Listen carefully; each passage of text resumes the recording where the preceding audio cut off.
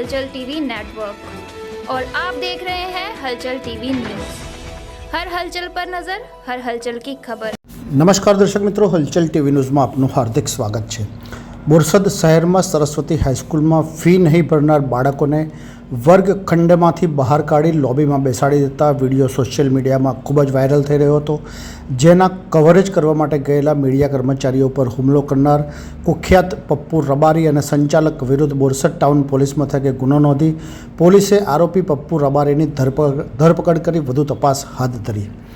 Saraswati હાઈસ્કૂલમાં fee નહીં ભરનાર વિદ્યાર્થીઓને વર્ગખંડની બહાર કાઢી મૂકવાનો વિડીયો વાયરલ થયો હતો, જેના ઘટનાનું વિડીયો કવરેજ કરવા ગયેલા મીડિયા કર્મચારીઓ ઉપર શાળાના સંચાલક સંજય પટેલે ભાડુતી ગુંડાઓ બોલાવતા કુખ્યાત પપ્પુ રબારીએ આવી મીડિયા કર્મચારીના મોબાઈલ માઇક ફેંકી દઈ દંડાઓ કાઢી માર મારી ટાંટિયા તોડી નાખવાની ધમકીઓ આપી હતી। જે બનાવ અંગે બોરસદ ટાઉન પોલીસે સરસ્વતી સ્કૂલના સંચાલક સંજય પટેલ અને કુખ્યાત પપ્પુ રબારી વિરુદ્ધ ગુનો નોંધી કાયદેસરની કાર્યવાહી હાથ ધરી કુખ્યાત પપ્પુ રબારીની ધરપકડ કરી હતી। જ્યારે ઘટના બાદ ફરાર થઈ ગયેલા સંજય પટેલને ઝડપી પાડવા ચક્રો ગતિમાન કરવામાં આવ્યા છે। કુખ્યાત પપ્પુ રબારી વિરુદ્ધ 1 માસ પૂર્વે વલ્લભ વિદ્યાનગર પોલીસ મથકમાં પણ અપહરણનો ગુનો નોંધાયેલો છે, જ્યારે અગાઉ જાહેરમાં માર મારવા સહિતની જુદી જુદી ફરિયાદો પણ નોંધાયેલી છે, જેથી પોલીસ દ્વારા વધુ તપાસ હાથ ધરવામાં આવી રહી છે।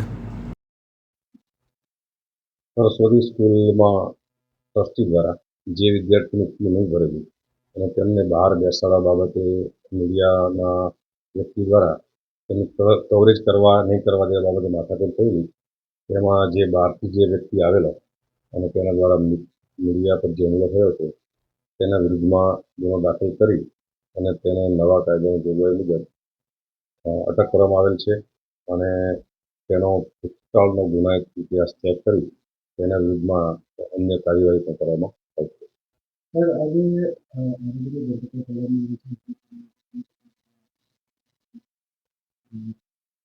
ઈ ગુજકોપના માધ્યમથી તેના વિરુદ્ધમાં જેટલા ગુના દાખલ થયા છે તે તમામની નકલો મેળવી અને આ ગુનાના કેસમાં સામેલ કરવામાં આવશે અને અન્ય જો અટકાયતી પગલાં લઈ શકાતા હશે તો તે દિશામાં પણ કાર્યવાહી કરવામાં આવશે।